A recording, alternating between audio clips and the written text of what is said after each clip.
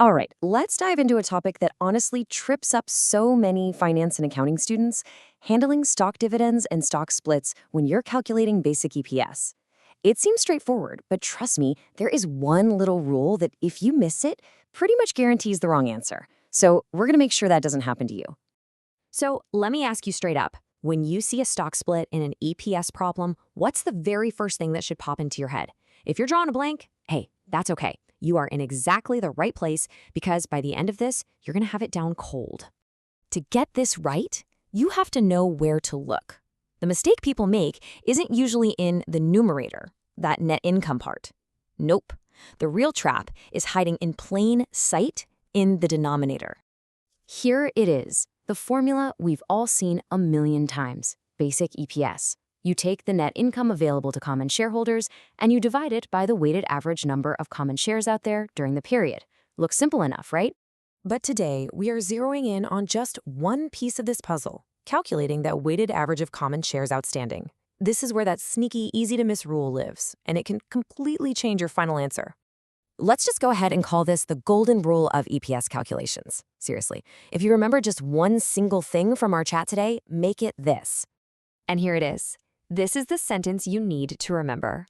Stock dividends and stock splits are deemed to have occurred at the beginning of the period.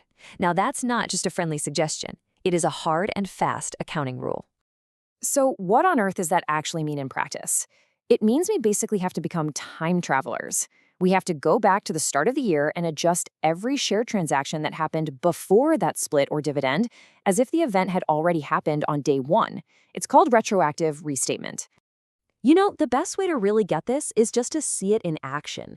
So let's walk through an example step by step and see how this rule really works.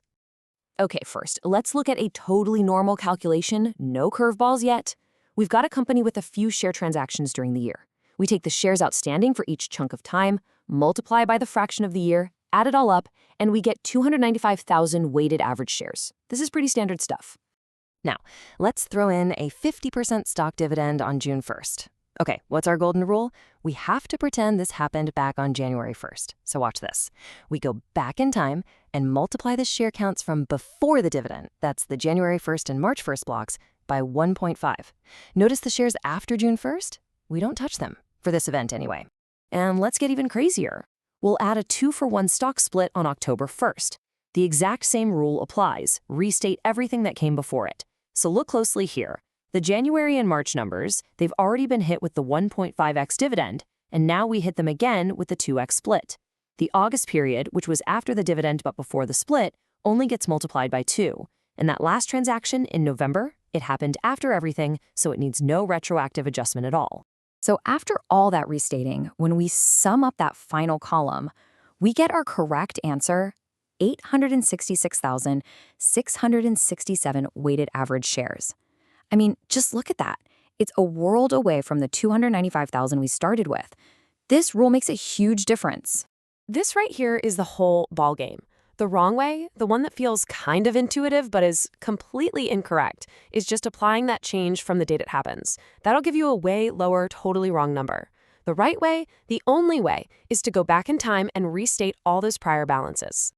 So, okay, we've got the how down. We know what to do. But why? Why do accountants make us do all this extra work? Well, it all comes down to a huge principle in accounting: comparability. I mean, really, why go through all the trouble of this retroactive stuff? Why not just change the numbers from the day the split or dividend happens? Here's the logic. A stock split or a stock dividend doesn't change the value of the company, right? And it doesn't change your slice of the ownership pie. All it does is change the number of shares, the number of slices. Think of it like changing a measurement from feet to inches. If we didn't restate, the EPS would suddenly nosedive right after a split, making it look like the company's performance fell off a cliff. And that's super misleading. Restating just makes sure we're using the same ruler for the entire year, so the final EPS number is actually meaningful. Okay, let's wrap this up and make sure we're all crystal clear on the one mistake you absolutely have to sidestep when you see these questions. It's really this simple. Do not, and I cannot stress this enough, just apply the multiplier from the event date onward. You must always go back to the very beginning of the period and apply that change to every single share balance that came before the event. If you need a little mantra, something to chant to yourself during an exam, here it is. Always restate back to the beginning. Just burn that phrase into your memory. See a stock split? Restate back to the beginning. See a stock dividend? You got it. Restate back to the beginning. And with that, you've totally got this. So let me leave you with one final thought to chew on. This idea of making sure things are comparable, it's not just for EPS.